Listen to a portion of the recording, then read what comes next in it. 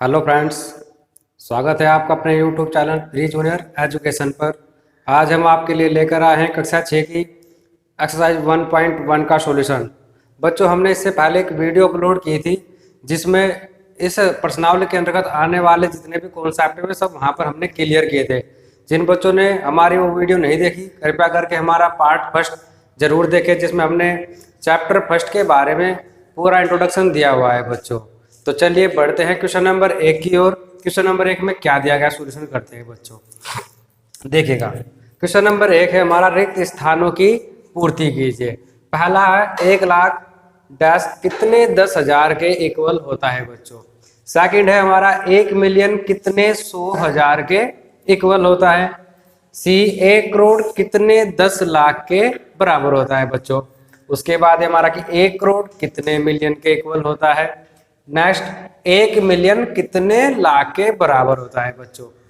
देखिएगा आपके सामने यहाँ पर जो संख्या दी हुई है, दो अलग अलग तरह की संख्या दी हुई है, लाख में भी और मिलियन में भी बच्चों। तो जो हमारा पार्ट फर्स्ट था बच्चों में हमने बताया था कि भारतीय संख्या पद्धति, जो हम संख्या है उनको दो रूपों में लिख सकते हैं, एक तो भारतीय संख्या पद्धति में और एक अंतर्राष्ट्रीय संख्या पद्धति में। तो बच्चों जो हमारी भारतीय संख्या पद्धति उसमें हम लाख 10 लाख करोड़ तक संख्या लिख सकते हैं बच्चों। उसके बाद जो हमारी संख्या लिखी जाएगी वो अंतर्राष्ट्रीय पद्धति में लिखी जाएगी, उसमें मिलियन और बिलियन आते हैं बच्चों। जैसे कि हम इसमें सोल्व करते हैं, 1 लाख कितने 10,000 के इक्वल होता है बच्चों। ठीक है, तो हम देखते हैं बच्चों इसका सॉल्यूशन।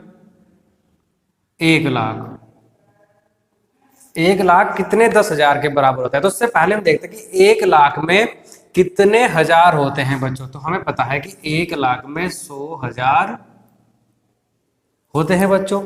ठीक है, 1 लाख में कितने हजार होते हैं 100,000, और 100,000 में कितने 10,000 होते हैं। अगर हम कितने 10,000 माने, 100,000 में कितने 10,000 होते हैं, अगर हम 10 में 10 की मल्टीप्लाई करें तो 100,000 नहीं हो जाएगा। तो 100,000 में 10,000 बच्चों होंगे। जब 100,000 में 10,000 होंगे तो 100 लाख किसके इक्वल है 1 लाख के। तो हम ये भी तो कह सकते हैं कि 1 लाख में 10,000 होते हैं, तो इसलिए हम कहेंगे यहाँ पर 1 लाख 10,000 के इक्वल होता है। C part. 1 मिलियन, 1 मिलियन कितने 100,000 होते हैं बच्चों। हमें पता है 1 मिलियन में 10 लाख होते हैं बच्चों। ठीक है, आपको ध्यान रखना है कि 1 मिलियन में 10 लाख होते हैं। ठीक है, उसके बाद जब 1 मिलियन में हमारे 10 लाख होंगे, 1 मिलियन बराबर 10 लाख बच्चों। रफली काम है हमारा, रफ का आगे कर रहे हैं जो बच्चों समझना है बच्चों। और हमें यहाँ बताना है कि 1 मिलियन में कितने 100,000 होते हैं। ठीक है, तो हम 10 लाख को पहले हजार में कन्वर्ट कर लेते हैं बच्चों। तो 1 लाख क्या 1 लाख में कितने 100,000 होते हैं बच्चों। हमने ऊपर निकाला है 1 लाख में 100,000 होते हैं। तो हमें निकालना है 10 लाख में कितने 100,000 होंगे। तो 10 लाख में कितने हो जाएंगे हमारे 10 गुना 100,000।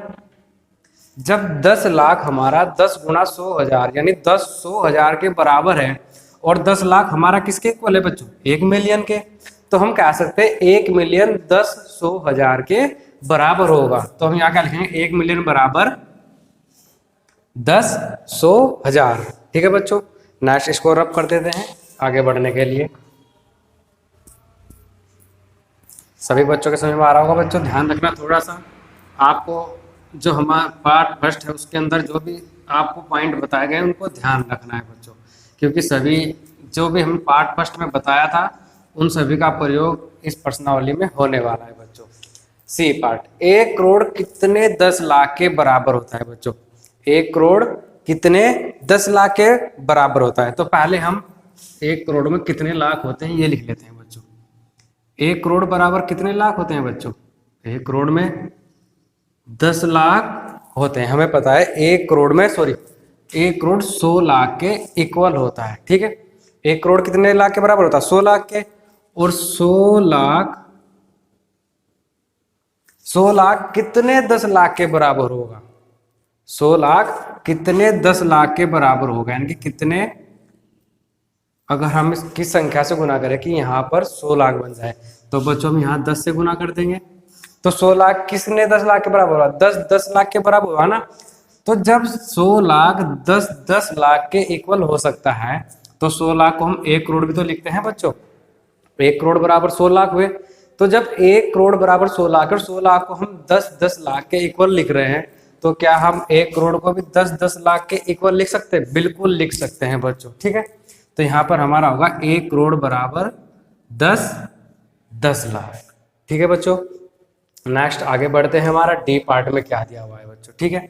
डी पार्ट है कि 1 करोड़ में कितने मिलियन होते हैं? 1 करोड़ में कितने मिलियन होते हैं? सबसे पहले हम मिलियन से पहले बच्चों इसका लाख निकाल लेते कि 1 करोड़ में कितने लाख होते हैं। आपने देखा ऊपर बच्चों 1 करोड़ बराबर हमने 100 लाख लिखा हुआ है, तो 1 करोड़ में कितने लाख होते हैं? 100 लाख होते हैं। और हमें पता है कि 1 मिलियन में 10 लाख होते हैं। 1 मिलियन में कितने होते हैं हमारे? 10 लाख होते हैं बच्चों। 1 मिलियन बराबर 10 लाख। तो 100 लाख कितने मिलियन के बराबर होगा बच्चों? हमें निकालना है कि ये जो 100 लाख है, 1 करोड़ बराबर 100 लाख दिया है ना, क्योंकि 1 करोड़ में 100 लाख होते हैं और हमें बताना है कि 1 करोड़ में कितने मिलियन होंगे। यानी कि यहाँ पर भारतीय संख्या पद्धति है, अंतरराष्ट्रीय संख्या पद्धति के अनुसार लिखना है बच्चों, ठीक है। तो 1 करोड़ 100 लाख और हमें पता है कि 1 मिलियन 10 लाख के इक्वल होता है। अब हम क्या करेंगे? 100 लाख है, 100 लाख में कितने मिलियन होंगे? 100 लाख में 10 मिलियन होंगे बच्चों, ठीक है।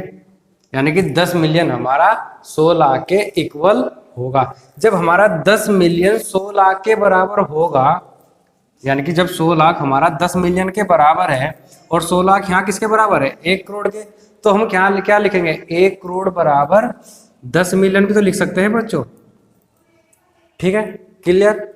और नेक्स्ट लास्ट पार्ट है हमारा 1 मिलियन बराबर कितने लाख? हम लिख रहे हैं 1 मिलियन बराबर 10 लाख। ये हमें बच्चों पता है, ये हमारे पार्ट फर्स्ट में हमने आपको बताया भी था कि 1 मिलियन बराबर 10 लाख होते हैं बच्चों, ठीक है। Question number 1 complete. अच्छे से होगा बच्चों, दोबारा वीडियो को ध्यान से देखना। अच्छी लगे तो लाइक शेयर और सब्सक्राइब जरूर करें। जिन बच्चों ने अभी तक हमारे चैनल को सब्सक्राइब नहीं किया, कृपया कर हमारे चैनल को सब्सक्राइब जरूर करें ताकि नेक्स्ट वीडियो का नोटिफिकेशन आप तक पहुंचता रहे बच्चों, ठीक है। अब हम पहुंचते हैं क्वेश्चन नंबर 2 पर। आइए बच्चों, अब चलते हैं क्वेश्चन नंबर 2 की ओर। 2 में हमें क्या दिया गया है? सही स्थानों पर अल्प विराम लगाते हुए संख्यकों को लिखिए। यानी कि हमें यहाँ पर जो हमारे शब्द दिए हुए हैं, शब्दों में दी हुई संख्या हमें अंकों में लिखना और अल्प विराम लगाते हुए लिखना है बच्चों। जो हमारा पार्ट फर्स्ट था, जो हमने पहली वीडियो अपलोड की थी बच्चों, उसमें अल्प विराम के बारे में बताया था कि भारतीय संख्या पद्धति को कैसे लिखा जाता है और अंतर्राष्ट्रीय संख्या पद्धति को अल्प विराम लगाते हुए कैसे लिखा जाता है। एक बार फिर दोहरा देते हैं।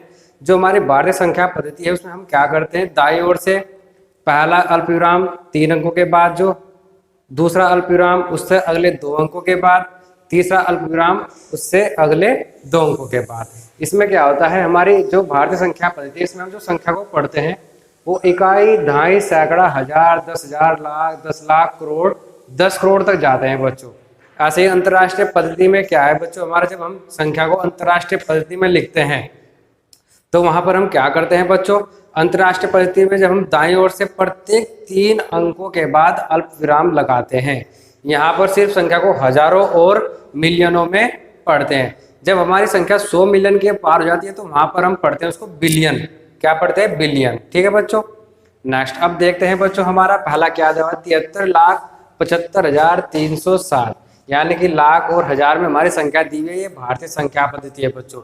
यहाँ पर हमारे जो दिए मिलियन, ये हमारी अंतरराष्ट्रीय संख्या पद्धति है बच्चों। तो हम देखते हैं ये इकाई अंक, इकाई, दहाई, सैकड़ा, हजार, 10,000, लाख और 10 लाख बच्चों, ठीक है। तो देखते हैं हमारा क्या था? 73 लाख, यानी 10 लाख के स्थान पर कौन सा अंक है? 73 लाख। हमने यहाँ पर क्या? 73 लाख। अब हमारा 10,000 के स्थान पर कौन सा अंक है? 75,000, इसलिए हमने 75,000 लिखा इसको। 300 सैकड़े के अंक पर 3 और 100, यानी कि दहाई जिकोनिया 0 लगा दिया और इकाई के अंक पर क्या हमारा? 7। इसको हमने क्या लिखा? 73,75,307 अंकों में, तो उसको हमने लिख दिया। अब इसमें जो मेन पॉइंट दिया हुआ है अल्प विराम लगाते हुए लिखना है बच्चों। भारतीय संख्या पद्धति है, उसमें हमने बताया था आपको, पार्ट फर्स्ट में बताया हुआ है। अब फिर बता देते हैं कि हम दाई ओर से शुरू करते हैं, यानी कि इकाई अंक से। जो पहला अल्प विराम लगेगा बच्चों हमारा पहले 3 अंक के बाद लगेगा, ठीक है। उसके बाद जो दूसरा अल्प विराम लगेगा वो नेक्स्ट अगले 2 अंकों के बाद या इकाई अंक से 5वें अंक के बाद लगेगा बच्चों, ठीक है। अगर यहाँ पर हमारा 1 अंक और होता है, करोड़ के बाद होता है, 10 करोड़ होता, तो जो तीसरा अल्प विराम लगता है हमारा वो नेक्स्ट 2 अंकों के बाद लगता है बच्चों, यानी कि इकाई अंक से 7वें अंक के बाद लगता है बच्चों, ठीक है। अच्छे समझना है। उसके बाद हमारा बी पार्ट 9 करोड़ 5,41,000, यहाँ पर हमारी संख्या पहुंच गई करोड़ों में, ठीक है बच्चों। ऐसे हम उसके ऊपर इकाई दहाई अंक अंकित कर लेंगे रफ कॉपी में, उसके बाद लिखेंगे। तो यहाँ पर हमने लिखा 9 करोड़ 5,41,000, यानी कि यहाँ ना तो 10,000 की कोई संख्या, ना 100 की, ना 1000 की। जहां पर हम कोई ऐसी नहीं है वहां पर हम 0 लगा लेते हैं बच्चों, ऊपर जो हमारे प्रतीक दिए उनको अंकित कर कर, ठीक है बच्चों। ऐसे ही इसके बाद हमें अल्प विराम लगाना है बच्चों। पहला अल्प विराम हमने बोला था इकाई अंक से 3 अंक, ठीक है, छोड़कर। दूसरा अल्प विराम इकाई अंक को से लेकर 5वें अंक तक, ठीक है बच्चों। तीसरा अल्प विराम लगाना है इकाई अंक से 7वें अंक के बाद लगाना है बच्चों, ठीक है। शब्दों से अंकों में लिखना सभी बच्चे जानते हैं, कक्षा 6 के बच्चे हैं, कक्षा 5 के अंतर्गत भी हम इसको पढ़ चुके हैं बच्चों। ऐसे लिखना है 7,52,21,302। हमने यहाँ पर लिखा 7,52,41,302। अल्प विराम भारतीय संख्या पद्धति है।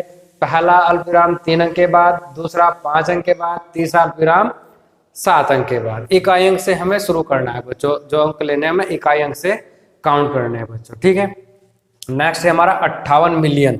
अब बात आई हमारे मिलियन की बच्चों, ठीक है। ये हमारी अंतरराष्ट्रीय संख्या पद्धति हुई। 58,423,202। यहाँ पर हम कभी भी लाख करोड़ नहीं पढ़ते अंतरराष्ट्रीय पद्धति में, सिर्फ या तो संख्या हजारों में होगी या फिर उसके बाद मिलियनों में होगी। तो हमने यहाँ पर लिखा 58,423,202। यहाँ पर जब हम अल्प विराम लगाएंगे आपको बहुत अच्छे ध्यान रखना है बच्चों, अंतरराष्ट्रीय संख्या पद्धति में यहाँ पर प्रत्येक 3 अंक के बाद, क्या, प्रत्येक 3 अंक के बाद अल्प विराम लगेगा बच्चों, और इकाई अंक से शुरू होकर, ठीक है बच्चों। हमें इकाई अंक से शुरू करना है और प्रत्येक 3 अंक के बाद अंतरराष्ट्रीय संख्या पद्धति में अल्प विराम लगाते चले जाना है बच्चों।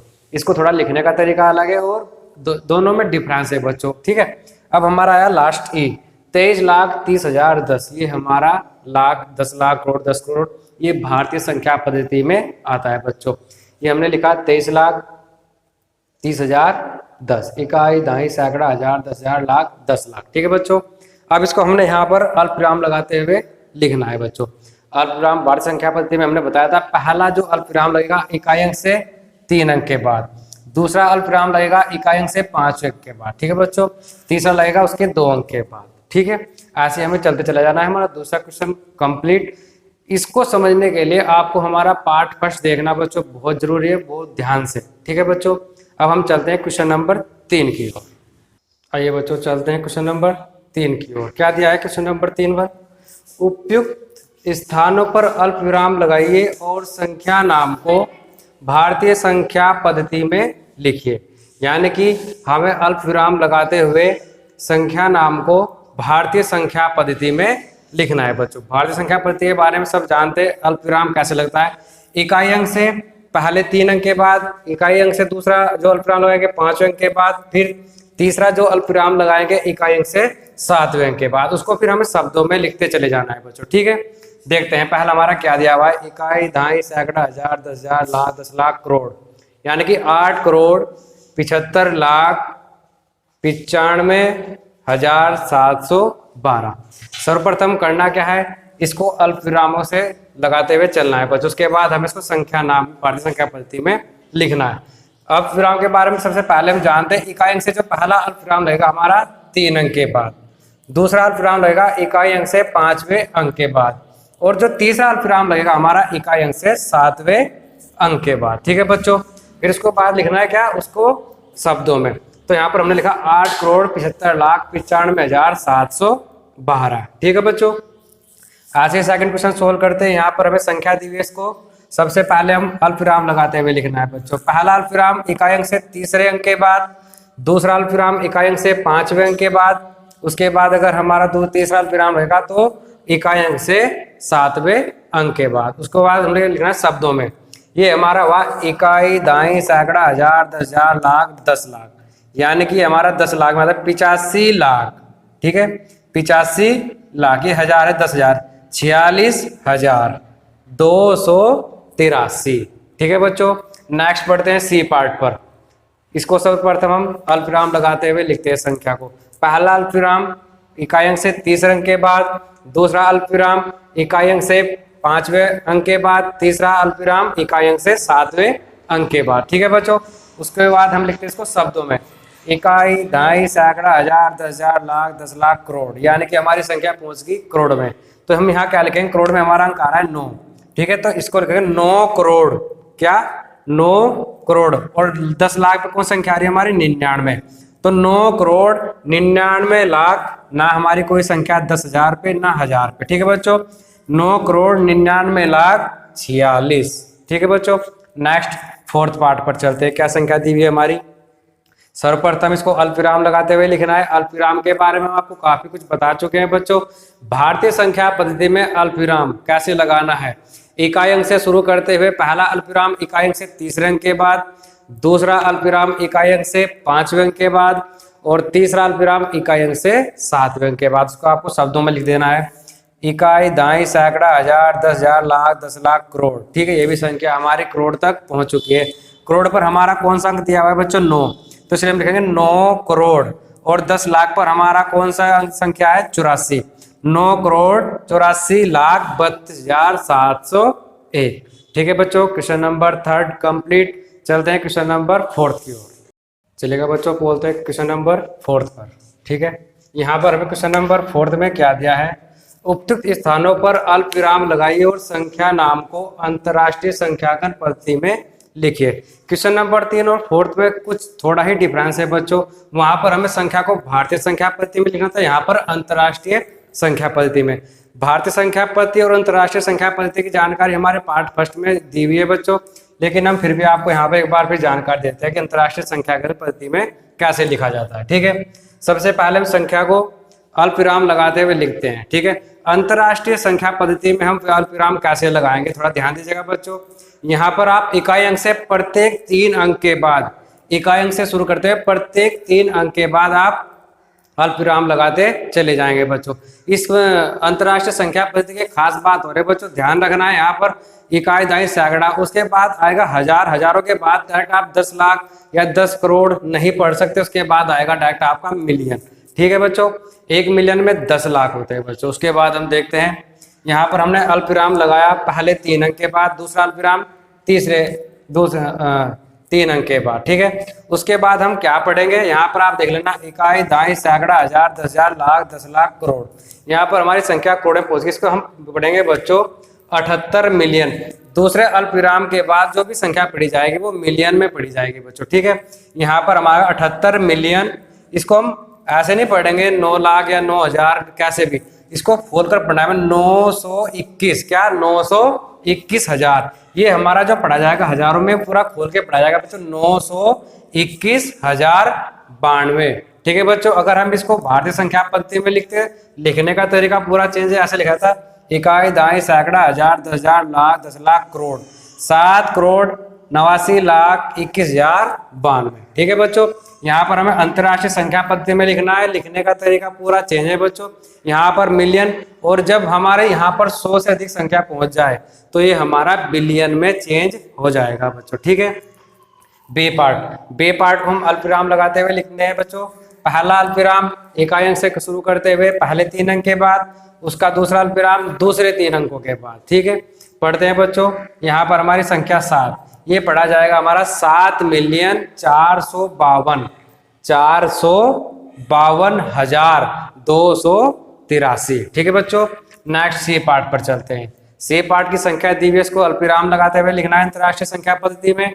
कैसे लगाएंगे, अंतरराष्ट्रीय संख्या पद्धति में इकाई अंक से शुरू करते हुए लगातार प्रत्येक 3 अंक के बाद हमारा अल्पविराम लगेगा बच्चों, ठीक है। वहां पर हमने अल्पविराम लगाते हुए संख्या लिखी, यहाँ पर हमारे मिलियन की संख्या हुई 99, ठीक है बच्चों। क्या इसको पढ़ेंगे हम 99 मिलियन, क्या 99 मिलियन। यहाँ पर हम हजारों में संख्या पढ़ेंगे 985, क्या पढ़ेंगे 985,102, ठीक है बच्चों। Exercise 1.1 complete.